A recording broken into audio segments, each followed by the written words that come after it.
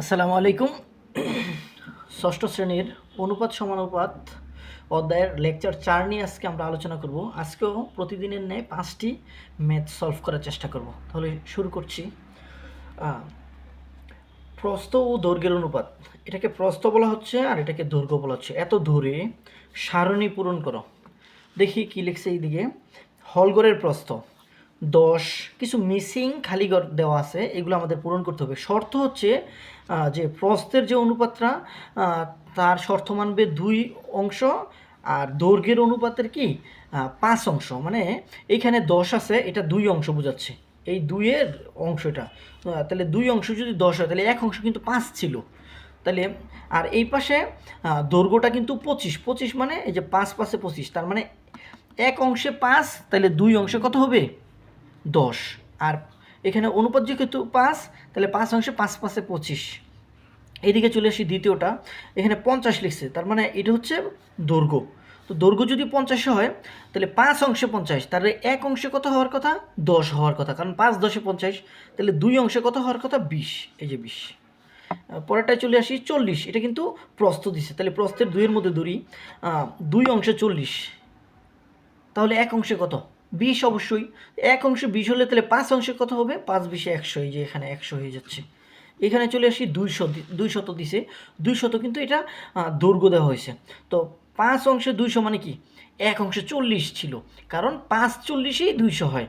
আমরা অংশ দিয়ে ভাগ করে 1 অংশ বের করবো, তাহলে আমার তো এই ঘরে 2 অংশ বসাতে হবে। তো 1 অংশ যদি 40 হয় তো 2 অংশে কি 80 হচ্ছে। আর পরেরটা চলে আসি, এখানে প্রথম প্রস্থেরটা দেওয়া আছে, প্রস্থ হচ্ছে এটা 2 অংশ, মানে এই সিরিয়ালটাই 2 অংশ এখানে বলে দিছে, আর এই সিরিয়ালটা 5 অংশ। আমরা যেটা দেওয়া আছে ওইটাকে ধরে অঙ্কটা করার চেষ্টা করছি। এটা 2 অংশ হলে তো এটা 1 অংশগুলো 80 হবে, কারণ 80 দুগুণে 160। তাহলে এক অংশ যদি 80 হয় তাহলে এই ঘরে তো 5, তাহলে 5 80 কত হয় 5 8 40, 400। আরও সহজভাবে বলি, 10-এর ডবল 20, 20-এর ডবল 40, 40-এর ডবল 80, 80 ডবল 160, আর 25, 25-এর ডবল 50, 50-এর ডবল 100, 100 ডবল 200, 200 ডবল 400। এটা কোনো নিয়ম না, এটা হচ্ছে শর্টকাট হয়। কিন্তু আমি আগে যেটা বলছি, এই গড়কে আমি 2 করে কাউন্ট করতেছি, এই গড়কে 5 করে কাউন্ট করতেছি, এইভাবেই আমরা ম্যাথটা সলভ করতে পারবো। পরবর্তী ম্যাথে চলে যাচ্ছি, একটু কাটাকাটি হয়েছে।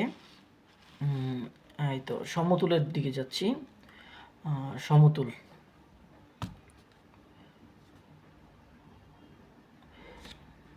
একটু ক্লিয়ার বোঝা যাচ্ছে না কেন। এই তো সমতুল চিহ্নিত করো। সমতুল মানে সমান, এই একটা অনুপাতের সাথে অন্য একটা অনুপাত মিলবে কিনা এটা বুঝবো হচ্ছে আমরা একক অনুপাতে নিয়ে গেলে, একদম ছোট করলে আর কি, সরল অনুপাত। যেমন 12 আর 18-কে আমি 6 দিয়ে 6 দুগুণে 12, 3 6 18 ছোটো করে ফেলছি। আবার 6-কে 6, 3 6 18।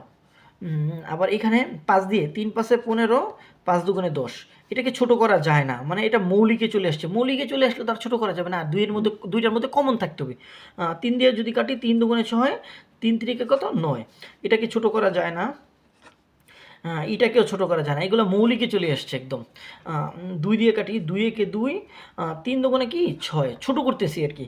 আর এখানে 4 দিয়ে 3 4 12, 4 দুগুণে 8। এই তো, এ থেকে আর ছোট করা যায় না। এখন এইখান থেকে আমরা সমতুল নির্ণয় করব। দেখি 2:3-এর সাথে আর কোনো 2:3 আছে কিনা, একটা 2টা 3টা আছে, আমরা এই 3টা পাইছি একই রকমের। তার মানে আমি লিখতে পারি 12:18 একটা, আরেকটা হচ্ছে 6:9, আরেকটা হচ্ছে 2:3ই ছিল। এই 3টা হচ্ছে সমতুল, এরা 3জন হচ্ছে সমতুল, মানে তারা 3জন একই রকমের, ওই যে ওদের অনুপাত মিলে গেছে। আচ্ছা, পরবর্তীতে 1:3 আর কোথাও আছে কিনা দেখি, একটা 2টা, তাহলে এটা হচ্ছে 6:18, আরেকটা হচ্ছে 1:3ই ছিল, তার মানে এই 2টা মিলে গেছে। হ্যাঁ, তারাও এক সমতুল। আমি বুঝাতে পারছি কিনা জানি না। দেখেন পরবর্তীতে আবার দেখি 3:2, এই যে 2টি আছে একসাথে, আরেকটা আছে 3টা, তাহলে এটা হচ্ছে 15:10, 3:2, নিচে আছে 12:8, এরাও সমতুল। আচ্ছা, এখানে আমার একটু মিসিং হচ্ছে মনে হয়, 1:3-এর যে বিষয়টা ছিল, একটা 2টা 3টা ছিল, এটা ঠিক দেই নাই ওই সময়। তাহলে এটা হচ্ছে 2:6। মানে এখানে কারা কারা সমজাতীয় তাদেরকে আলাদা আলাদা করে 3টা বক্স করার চেষ্টা করেছি। আপনারা চাইলে ষষ্ঠ শ্রেণীতে যারা পড়েন তারা চাইলে এইভাবেও স্যারকে উপস্থাপন করতে পারেন, কোনো সমস্যা নেই। আর চাকরির প্রার্থী যারা, এই অঙ্কগুলা তাদের জন্য একদম মামুলি, তবেও প্রথম স্টেজে যারা আছেন তারা এইভাবে করতে পারেন। পরবর্তী অঙ্কে চলে যাচ্ছি আমি।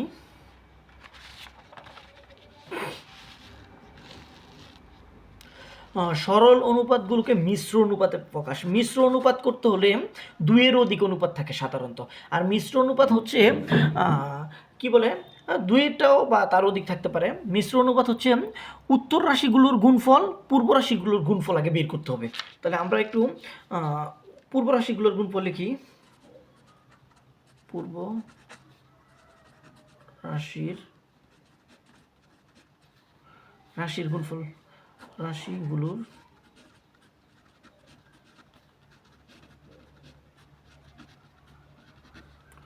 লেখা বোঝা যাচ্ছে কিনা জানি না, চেষ্টা করতেছি বোঝানোর জন্য। আমার আজকে ক্যামেরাটা একটু সমস্যা করতেছে। তাহলে পূর্ব রাশি হচ্ছে 3 গুণন 5 গুণন 7, এই যে 3 5 7, এগুলো হচ্ছে পূর্ব। 3 5 15, 7 15 কত, 6 15 90, 7 15 105। আচ্ছা, উত্তর রাশিগুলোর গুণফল লিখি এখন। উত্তর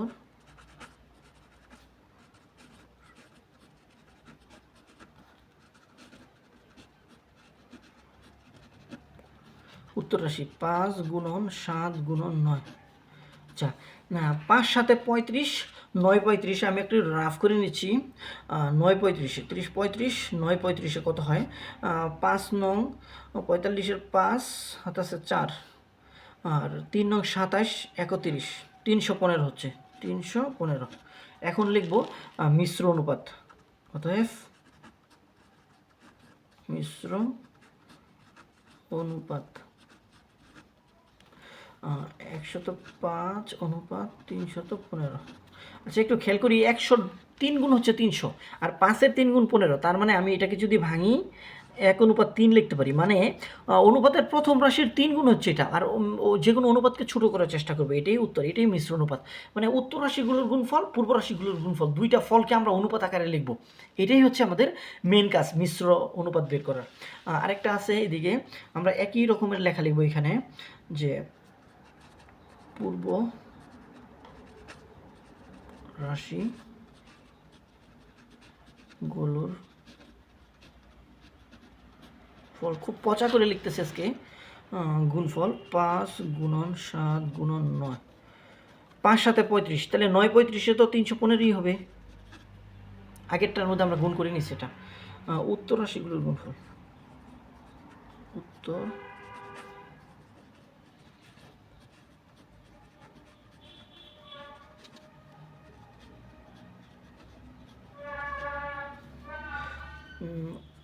পূর্ব রাশি চলে গেছে, এখন উত্তর রাশি 3 গুণন 5 গুণন 7, 3 5 15, 7 15, সেম। এটা ওইটার বিপরীত হয়ে গেল, ওইটার এটা বিপরীত হয়ে গেল অঙ্কটা। কোনো সমস্যা নেই, বিপরীত হয়ে গেলে আমরা বিপরীত মান বসাবো, কোনো সমস্যা নেই। অতএব মিশ্র অনুপাত, তাহলে 315 অনুপাত 105। এখানে এবার 3 লিখতে হবে, 1 লিখতে হবে, কারণ কি 100-র 3 গুণ হচ্ছে 300, 5-এর 3 গুণ হচ্ছে 15, তার মানে এটা দিয়ে 3 বার এখানে ভাগ যায়, তাহলে আমি 3 লিখতে পারি, এখানে 1 লিখতে পারি। এই তো মিশ্র অনুপাত হয়ে গেল। পরবর্তী অঙ্কে চলে যাচ্ছি, এটা দেখে দিচ্ছি এইদিকে।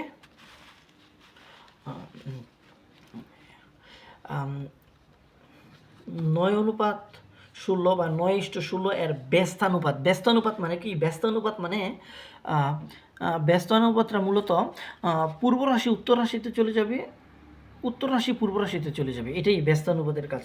তাহলে আমি যদি লিখি এইভাবে, যে 9 অনুপাত 16 এর ব্যস্তানুপাত সমান, বলছিলাম ও উত্তর রাশি পূর্ব রাশিতে আর পূর্ব রাশি উত্তর রাশিতে চলে যাবে। তাহলে এখানে 16 অনুপাত 9, এটাই উত্তর, আর কিছুই না। মানে বোঝাচ্ছে ব্যস্তানুপাত মানে পূর্বেরটাকে উত্তরে নিয়ে যাবো, উত্তরেরটা পূর্ব নিয়ে যাবো, মানে সামনেরটা পিছনে, পিছনেরটা সামনে, এটাই ব্যস্তানুপাত। সহজ একটা ম্যাথ ছিল। খুবই সহজ ছিল এটা। আমার ভিডিওটা একটু বড় হয়ে যাচ্ছে, শেষ করে দিচ্ছি। নিচের কোনটি একক অনুপাত? একক মানে উত্তর আর পূর্ব দুইটা রাশি মিলে যাবে, একই রকমের মান থাকবে। যেমন এখানে 16, এখানে 16 নাই, এটা হতে পারে না। কারণ একক অনুপাত মানে দুইটা উত্তর ও পূর্ব রাশি, দুইটা রাশি মিলে যাবে। এখানে 13, এখানে 13 নাই, এখানে 17, তাহলে মিলে নাই। এইখানে 21 আছে, এখানে 21, তার মানে দুইটা মিলছে, মানে এটাকে একক অনুপাত বলা হয়।